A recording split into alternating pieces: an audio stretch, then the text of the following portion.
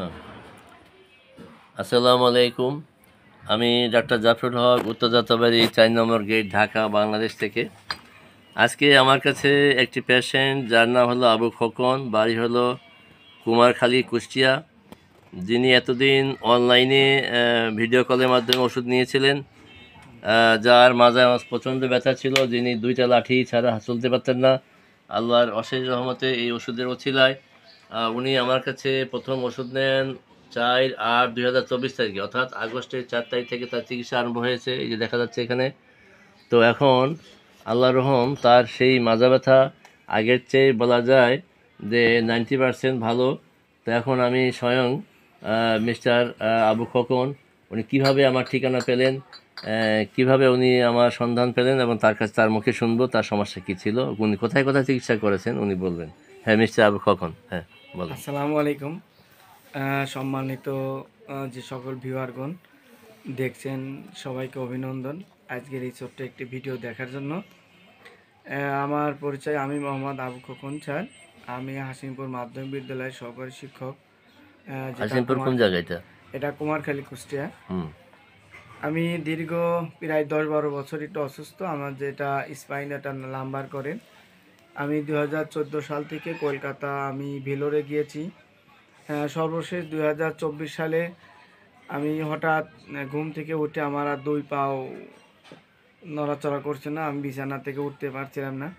এই অবস্থায় আমি ভারতে যাই। ভারত থেকে ট্রিটমেন্ট হয়ে আসার পরে আমি একটা জায়গা যাওয়ার সময় একটা দোকানদারের কাছে আমি একটা কোন জায়গা ছিল সেটা বলো, যে কোথায় কোন গাছ লাগানোর জন্য, সেটা বলো। আমি যাচ্ছিলাম একটা ভেড়ামারা এক কবিরাজের কাছে, অর্থাৎ হাড় ক্ষয়ের গাছ লাগানোর জন্য। হঠাৎ যাওয়ার পথে আমি আমার ছেলে গাড়ির ভিতর থেকে ঠান্ডায় নাকটা ঠান্ডায় পানি পড়ছিল।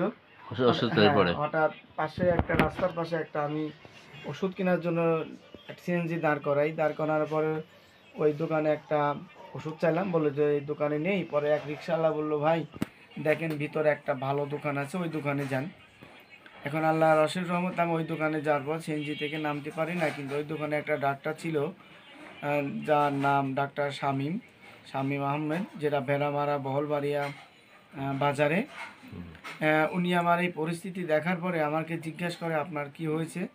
উনি বলল যে এই অবস্থা, আমিও দীর্ঘ অনেক বছর অসুস্থ থাকার পরে আমার 2 পা বিছানায়, আমি 2 মাস একভাবে বিছানায় পড়ে যাই। ওনার যাবতীয় ইতিহাস বলার পরে উনি আমাকে একটা ঠিকানা বললেন, যে আমি অনলাইনে এক জায়গা থেকে ওষুধ খেয়েছিলাম, আল্লাহ পাক আমাকে সেখান থেকে একটু রহম করছে।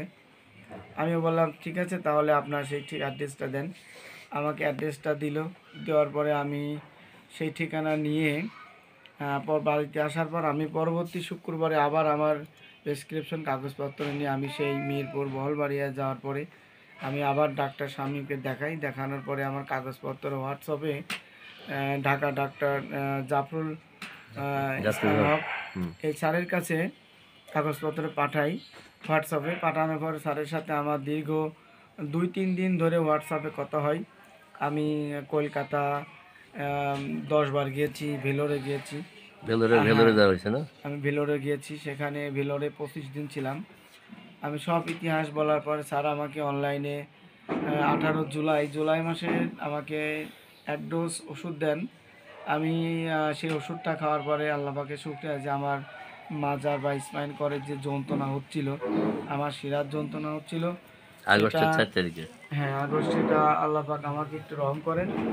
এই থেকে আমি প্রায় আজ 4-5 মাসের ভিতরে কয়েকবার আমি অনলাইনে ওষুধ নিয়েছি। ওষুধ নেওয়ার পরে আমি ওষুধটা খেয়ে ভালো উপকার পেয়েছি। এবারে ভাবলাম যে যাক, শীতকালের ছুটির দিন, হ্যাঁ স্কুল ছুটি আছে, আমি স্যারের সাথে তো সাক্ষাৎ হয়নি, আমি এই সুযোগে স্যারের বাসাও দেখে আসি সরাসরি, আর স্যারের সাথে একটু সাক্ষাৎ করে আসি। তাই আমি আমার ছেলে মেয়ে পরিবার সহ স্যারের কাছে এসেছি। এসে এখন স্যারের দেখালাম, বিস্তারিত সব বললাম। স্যার আমাকে ওষুধ দিয়েছেন, আমি খাচ্ছি, আমি অনেক উপকার পেয়েছি। আশা করি আপনারা যারা এই ভিডিওটা দেখলেন, আপনাদের শারীরিক যে কোনো সমস্যার জন্য স্যারের যদি দূরবর্তী থেকে না আসতে পারেন, স্যারের এই হোয়াটসঅ্যাপ নাম্বারে আপনারা কথা বলে বিস্তারিত বলে ওষুধ নিতে পারেন। আমি উপকার পেয়েছি, আশা করি আপনারাও উপকার পাবেন।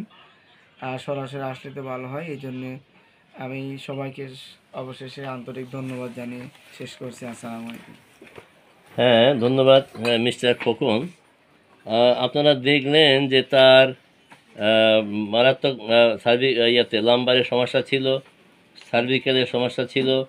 এই যে তার রিপোর্ট এখানে দেখা যাচ্ছে, সিটি স্ক্যান রিপোর্ট, এই যে এমআরআই রিপোর্ট, লাম্বো স্যাক্রাল, যেখানে আহ, থাকার কথা 16, সেখানে তার কোথাও ছিল 15। এইভাবে লাম্বার থেকে সবচেয়ে বড় সমস্যা যেটা ছিল সার্ভিক্যালে, এই যে সার্ভিক্যালে 7 নম্বর লেভেলে তার পয়েন্ট ছিল 7.5, যেটা থাকার কথা 16। যার কারণে ইন্ডিয়ার ডাক্তাররা ওনাকে পরামর্শ দিয়েছিল যে অপারেশন করার জন্য। তা আল্লাহর অশেষ রহমতে আমি আশা করি যে তার অপারেশন লাগবে না।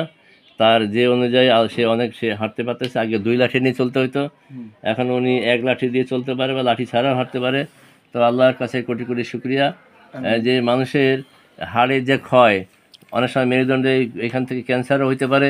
তো তার যে হাড়ের যে ক্ষয় হয়ে গেছে, তার সাপ্রেস হয়ে গেছে, একটা থেকে একটা হাড়ের যে গ্যাপটা কমে যাওয়ার কারণে নার্ভটা শুকিয়ে যাওয়ার মতো অবস্থা হয়েছিল। সেখান থেকে আল্লাহ থেকে ভালো দিকে রেখেছে। এই যে রিপোর্টটা দেখা যাচ্ছে, এটা কোথাকার রিপোর্ট? ইন্ডিয়া না? জি, এটা উইলকিং এর রিপোর্ট এই যে উইলকিং উইলকিন উইলকিন হসপিটাল, এটা রিপোর্ট করে শুধু। হ্যাঁ, ওখানে রিপোর্ট করা হয়। এই যে উইলকিন হসপিটাল, ফিডব্যাক থ্রু এত, এই যে ইন্ডিয়া উইলকিং যেখানে রিপোর্ট করা হয়। উইলকিন, আচ্ছা, হ্যাঁ। আপনারা দেখতে পাচ্ছেন এখানে এই যে রিপোর্ট দেখা আছে, মেডিকেল লিমিটেড, ঠিকানাটা কি? এটা 10 এটা গৌরী স্টেশনের অপোজিটে গৌরী ইউনিটে। আচ্ছা, ইন্ডিয়া এটা ঠিকানা, ইন্ডিয়ার হাসপাতাল। এই কলকাতা নাকি এটা? জি, কলকাতা উইলকিং। কলকাতা উইলকিং এর তার পরীক্ষার রিপোর্ট। তো আল্লাহ তাকে এই ওষুধের ওসিলায় আপনারা জানলেন যে কীভাবে উনি এক ফার্মেসিতে ওষুধ কিনতে গিয়ে আমার ঠিকানাটা পায়। তো এই জন্য এই ধরনের মাজার ব্যথা বা লাম্বার পেইন বা সার্ভিক্যাল পেইনে যারা কষ্ট পাচ্ছেন, তারা যদি এরকম ভালো কোনো বিজ্ঞ হোমিও ডাক্তারের শরণাপন্ন হন, তাহলে আমি আশা করি যে আল্লাহ আপনাদেরকে মাফ করবে।